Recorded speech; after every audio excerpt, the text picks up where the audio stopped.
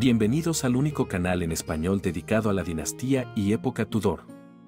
Hoy les traigo la primera parte de 2 videos con un resumen sobre varios de los sirvientes de la corte Tudor, su importancia y labor, así como algunos de los ejemplos más notables.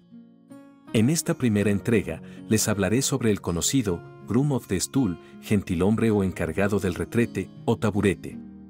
Dedico esta serie pequeña a Elizabeth Crispin, Harold Quintero, Julia Valenzano y a Eri Gonza, quienes habían solicitado el tema hace un tiempo. Espero que a ellos y a todos los suscriptores y miembros del canal les guste. Y a continuación, la historia. El periodo Tudor, que abarcó desde 1485 hasta 1603, es una de las eras más cautivadoras de la historia inglesa, marcada por profundas transformaciones políticas, religiosas y culturales. En el corazón de este periodo se encontraba la corte Tudor, un microcosmos de la sociedad jerárquica del reino, donde diversos sirvientes domésticos desempeñaban roles cruciales para mantener el funcionamiento diario y los elaborados rituales de la vida real. Entre estos sirvientes, el gentilhombre del retrete, en inglés, Groom of the Stool, ocupaba una posición particularmente única e íntima, reflejando la naturaleza intrincada y altamente estructurada de los deberes cortesanos. El título, gentilhombre del retrete, puede evocar curiosidad y diversión hoy en día, pero en el periodo Tudor era una posición de considerable importancia e influencia. El Groom of the Stool, formalmente denominado Groom of the King's Close Stool, era el más íntimo de los cortesanos de un monarca inglés, inicialmente responsable de asistir al rey en sus necesidades de excreción e higiene. La intimidad física del rol naturalmente lo llevó a convertirse en un hombre en quien el monarca confiaba profundamente, compartiendo con él muchos secretos reales. Esta información secreta, que nunca se revelaría, ya que desacreditaría su honor, lo convirtió en una figura temida y respetada, y por lo tanto poderosa dentro de la corte real. El cargo se desarrolló gradualmente a lo largo de décadas y siglos, convirtiéndose en una posición administrativa de las finanzas reales. Bajo Enrique VII, el gentilhombre del retrete se transformó en un funcionario poderoso involucrado en la política fiscal nacional, bajo el sistema de la Cámara. Más tarde, el cargo fue renombrado como Groom of the Stool. El historiador Tudor David Starkey clasifica este cambio como un ejemplo clásico de victorianismo. Cuando los victorianos observaron este cargo, lo deletrearon de forma diferente e imaginaron todo tipo de ficciones sobre túnicas elaboradas drapeadas alrededor del cuello del monarca en la coronación. Sin embargo, el cambio se observaba ya en el siglo XVII.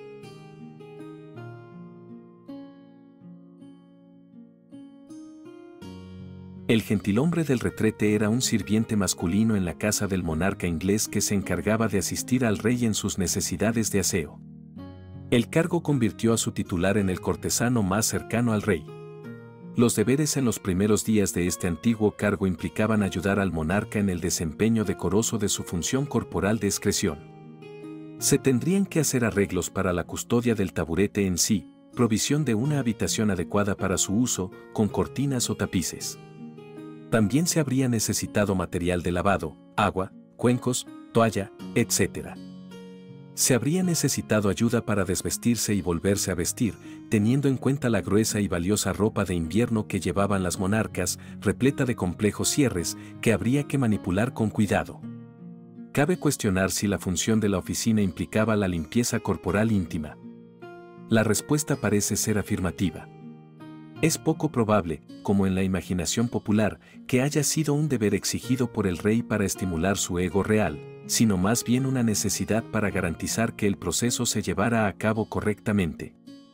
Los pañuelos de papel desechables no aparecieron hasta varios siglos más tarde, probablemente se necesitaba tela y agua. Claramente, en el cargo el rey querría seleccionar a una persona en cuya compañía se sintiera relajado y cómodo. De esta relación surgió el papel del gentilhombre como consejero cercano del rey. Contaba con la atención del mismo, y es probable que esto le haya dado poder sobre los demás cortesanos, por el temor de estos a su influencia y su deseo de mantenerse a su favor.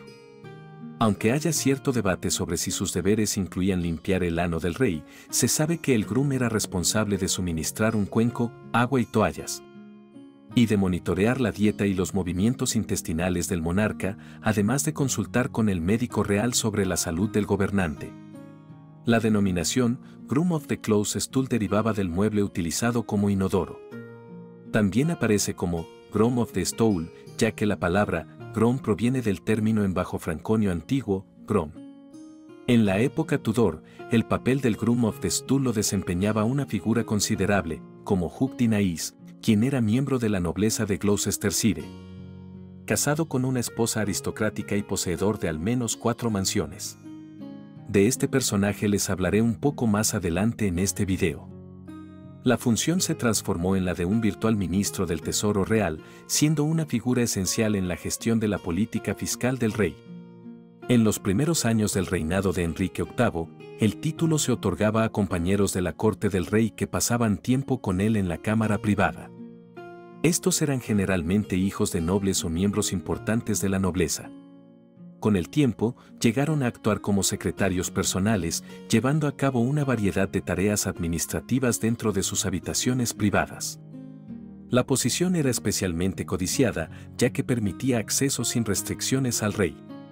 David Starkey escribe: El Groom of the Stool tenía a nuestros ojos las tareas más humildes. Su posición, sin embargo, era la más alta. Claramente, entonces, el servicio corporal real debía ser visto como completamente honorable, sin un rastro de lo degradante o humillante. Además, la mera palabra del gentilhombre de la cámara privada era suficiente evidencia en sí misma de la voluntad del rey, y el sirviente llevaba así el carisma indefinible de la monarquía.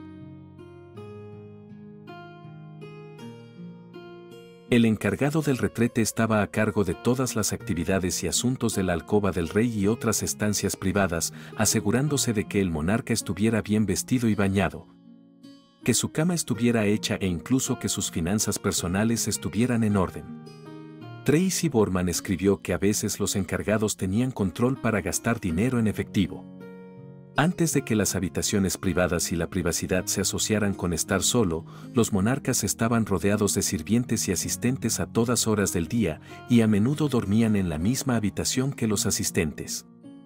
Algunos reyes mantenían su taburete en habitaciones más privadas que otros, pero incluso las habitaciones privadas permitían la entrada de un puñado de personas, con el encargado del taburete siempre entre ellos.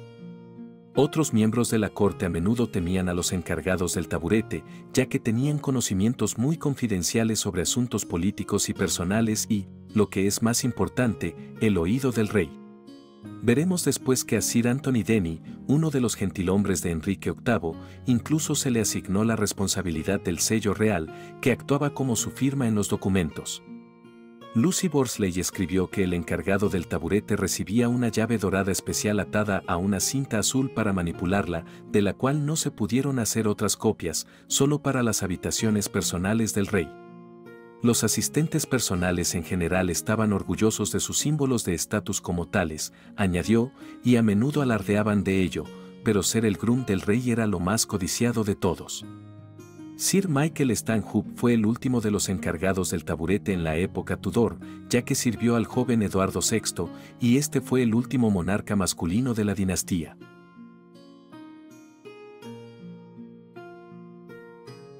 Las tareas del Groom of the Stool se registraron en una rima pegadiza publicada en 1452 en el llamado Libro de Cuidados. Ve que la letrina esté limpia, dulce y clara, y que las tablas encima estén cubiertas de tela verde rara. Y el agujero mismo, que ninguna tabla se vea a la cara. Allí un cojín bello, para que la ordura a nadie moleste. Mira que haya manta, algodón o lino para limpiar el trasero, y siempre que llame, espera listo y certero, jofaina y jarra, y sobre tu hombro siempre lleva un paño ligero. A primera vista, parece que el trabajo del gentilhombre era mover el taburete, o inodoro móvil, de palacio en palacio, cuidar las joyas cotidianas del rey mientras las eliminaba de su cuerpo, y monitorear los movimientos intestinales del monarca para el médico real. El inodoro móvil en sí, naturalmente, era lo mejor que el dinero y la influencia podían comprar. Un registro de 1495 describe el inodoro como hecho de madera fina, cubierto con terciopelo negro y, bordado con seda, 2 jofainas de peltre y 4 yardas anchas de tela color leonado. El trabajo en sí también tenía su parte de glamour. Las muchas horas de tiempo a solas entre el groom y su rey creaban un vínculo íntimo entre ellos. Los grooms a menudo recibían regalos de ropa de segunda mano, hecha para la persona real, que serían de una calidad y estilo fabulosos, así como el control sobre las finanzas del hogar real.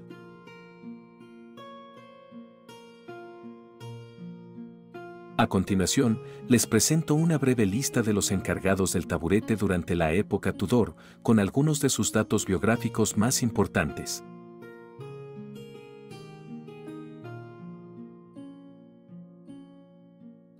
Hugh Dennis ocupó el cargo de gentilhombre del retrete durante el reinado de Enrique VII, de 1487 a 1509.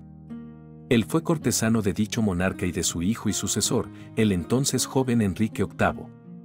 Como encargado del taburete de Enrique VII, Dennis era uno de los cortesanos más cercanos al rey, y su papel se convirtió en el de administrar la cámara privada, un departamento que controlaba las finanzas reales y que durante el mandato de Dennis también obtuvo control sobre la política fiscal nacional. Dennis fue, por tanto, un actor vital a la hora de facilitar las controvertidas políticas fiscales del primer rey Tudor. Durante el reinado de Enrique VII, como lo ejemplifica la persona de Hugh Dennis, el encargado del taburete era un hombre importante, de la nobleza, casado con una esposa aristocrática, que murió siendo propietario de al menos 4 mansiones.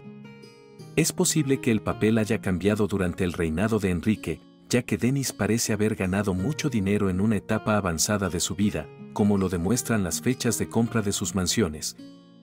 Y los fondos pueden haber provenido de gratificaciones o comisiones retenidas de sus diversas oficinas que se ocupan de la recaudación de ingresos. Estos últimos son evidencia de cómo el papel del novio del taburete se transformó en una función financiera. Alternativamente, es posible que las mansiones se hayan comprado a su nombre como inversiones de propiedad efectiva del fondo privado real. Hugh Dennis estuvo presente en 1509 en el lecho de muerte de Enrique VII en el Palacio de Richmond. Se le representa encima de su heráldica en este dibujo contemporáneo del cortesano Sir Thomas Wriothesley, cuarto a la derecha del rey, probablemente sujetando una especie de jarra o cuenco. Los rasgos juveniles representados aquí son engañosos, ya que en 1509 Dennis era un hombre anciano, 2 años antes de su propia muerte.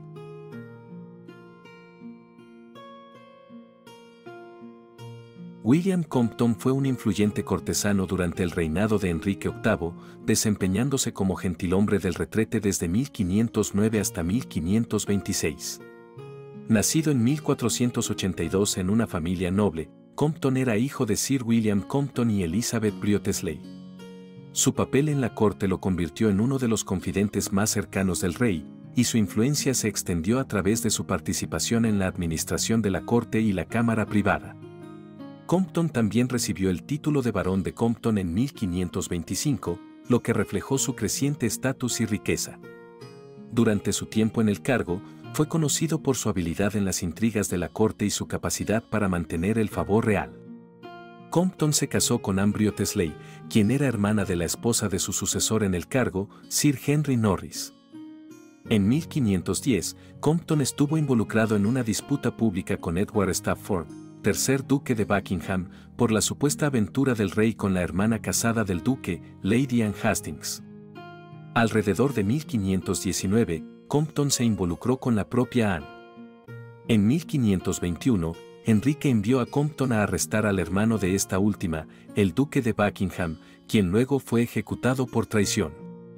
Compton murió el 30 de junio de 1528 a causa de la enfermedad del sudor que mató a varios cortesanos, incluido el cuñado de Ana Bolena, William Carey.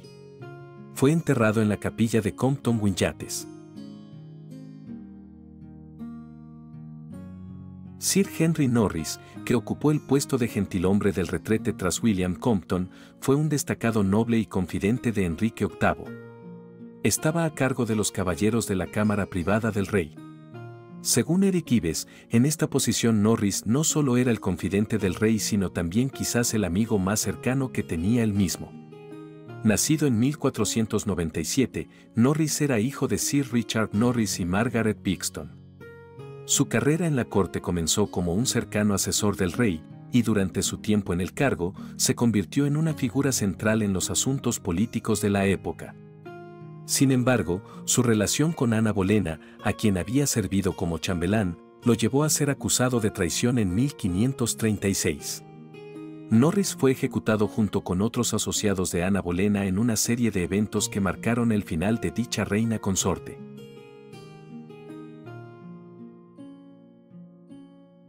Thomas Heneage sucedió a Sir Henry Norris como gentilhombre del retrete en 1536, desempeñando el rol por unos 10 años, durante una de las etapas más turbulentas del reinado de Enrique VIII. Heneage, nacido en 1532, provenía de una familia noble con conexiones en la corte.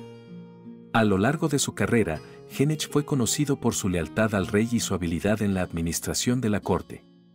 Su relación cercana con Enrique le permitió participar en asuntos delicados y en la gestión de los asuntos de la corte durante una época de grandes cambios políticos y religiosos.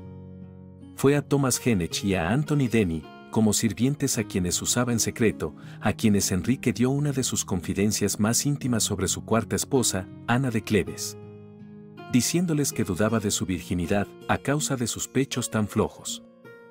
Heneage logró sobrevivir esos años turbulentos de inicios de la Reforma en Inglaterra y siguió teniendo cargos importantes bajo Isabel I.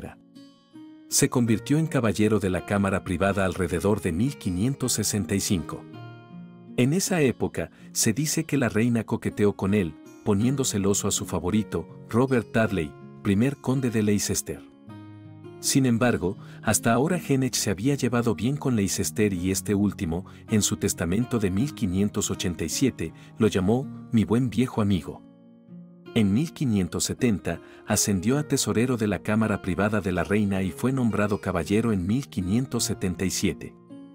También era amigo de Francis Walsingham y colega de Sir Christopher Hatton, que actuaba como intermediario entre la reina y este último en relación con la rivalidad entre el favorito y Sir Walter Raleigh por el afecto de la reina. Thomas Heneage murió el 17 de octubre de 1595 y fue enterrado en la antigua Catedral de San Pablo.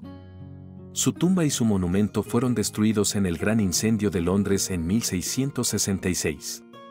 Un monumento moderno en la cripta de la catedral reconstruida lo enumera como una de las tumbas perdidas de esa época.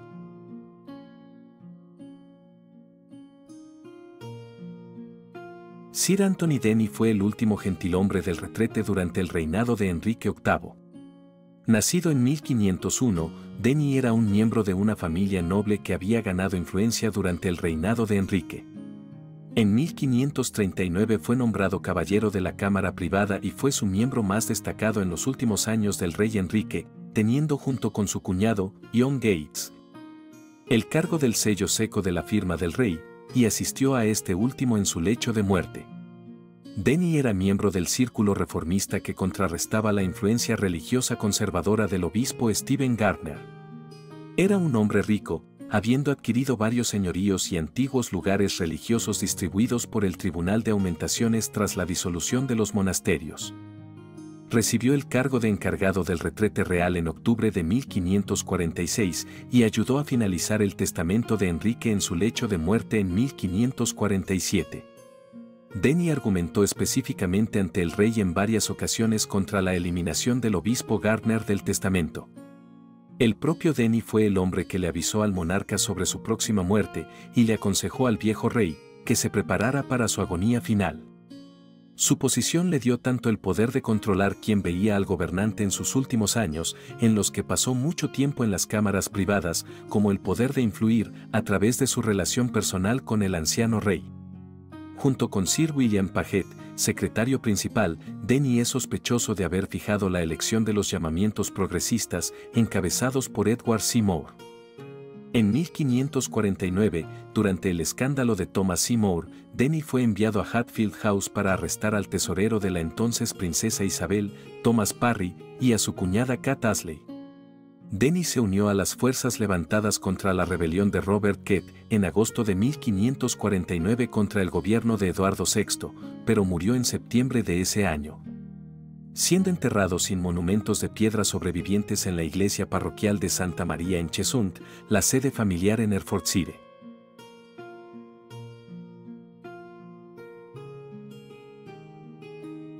Sir Michael Stanhope fue quizás el más conocido encargado del retrete durante el corto reinado de Eduardo VI. Él fue cuñado de Edward Seymour, el protector del reino durante esos años y tío materno del joven rey. Michael nació antes de 1508, el segundo hijo de Sir Edward Stanhope de Rampton en Nottinghamshire, con su primera esposa Adelina Clifton. Los Stanhope eran una antigua familia de Nottinghamshire y Sir Edward Stanhope luchó en la batalla de Stoke-Field en 1487 y, en 1497, en la batalla de Blackheath, donde fue nombrado caballero en el campo por su valor. Fue caballero del cuerpo y condestable del castillo de Sandal. La propia carrera de Stanhope hijo alcanzó su punto máximo en 1547, cuando Eduardo VI ascendió al trono. Fue nombrado encargado del taburete del nuevo rey, nombramiento que le puso efectivamente en control del tesoro privado y fue reconocido como la figura principal del séquito real. En 1549 fue encarcelado en la Torre luego de la caída de Somerset, pero un segundo arresto en 1551. Esta vez bajo el cargo de participar con Somerset en una conspiración para asesinar a John Dudley, primer duque de Northumberland y nuevo jefe de gobierno, aseguró su ejecución un año después.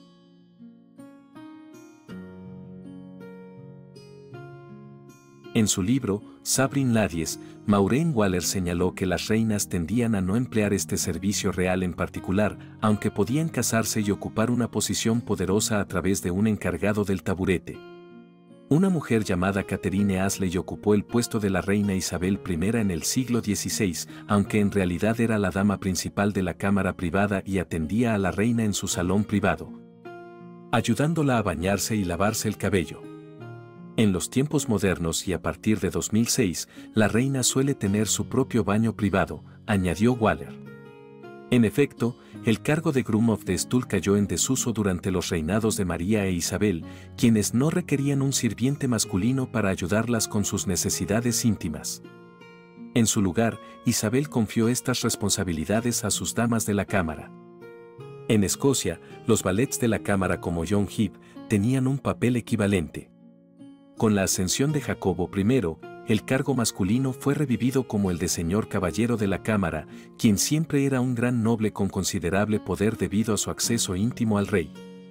A principios del siglo XVII, Sir Thomas Erskine era el capitán del yeoman de la guardia del rey Jacobo, y compaginaba con entusiasmo este trabajo con el de mozo de cuadra, lo que, como escribió Kate Brown en su libro sobre el poder noble en Escocia, le dio influencia crucial sobre el rey. En ocasiones, los encargados del taburete también se veían envueltos en otras áreas del poder político. Ya vimos que el cortesano de Enrique VIII, Sir Henry Norris, estuvo involucrado políticamente con la reina Ana Bolena y fue ejecutado después de que esta última perdiera el favor de su marido. Según Lucy Worsley, tanto Jacobo I como su sucesor, el rey Carlos I, se dejaron influenciar tanto por el consejo de sus gentilhombres que, en algunos aspectos, las discusiones políticas sobre el retrete del rey ayudaron a alimentar la guerra civil inglesa del siglo XVII. Durante el reinado de Carlos I, el término «stool» parece haber perdido su significado original de silla. A partir de 1660, el cargo de Groom of the Stool, revivido con la restauración de la monarquía, se combinó invariablemente con el de primer caballero o dama de la cámara. Como jefe efectivo del dormitorio real, el Groom of the Stool era una figura poderosa que tenía derecho a asistir al monarca en todo momento y a regular el acceso a sus aposentos privados.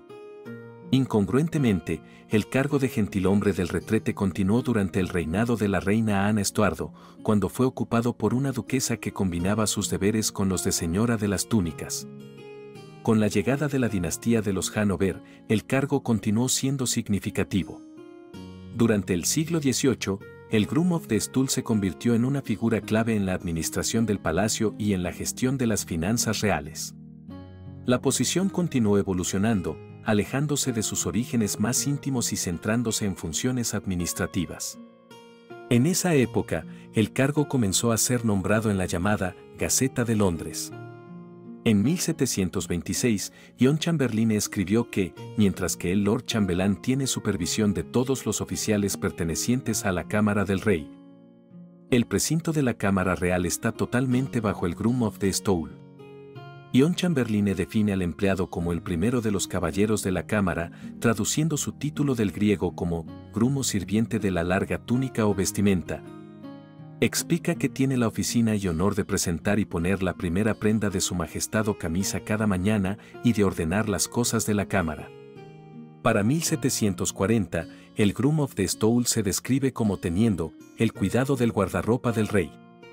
El último gentilhombre del taburete fue técnicamente Charles Paulet, tercer marqués de Winchester, quien sirvió en el cargo para el rey Guillermo IV en el siglo XIX.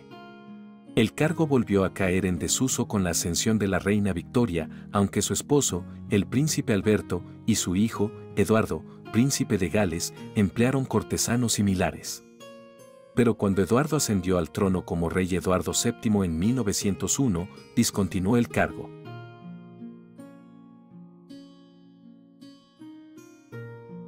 Aquí termino esta primera parte de la serie dedicada a empleados o sirvientes de la realeza. Espero que les haya gustado.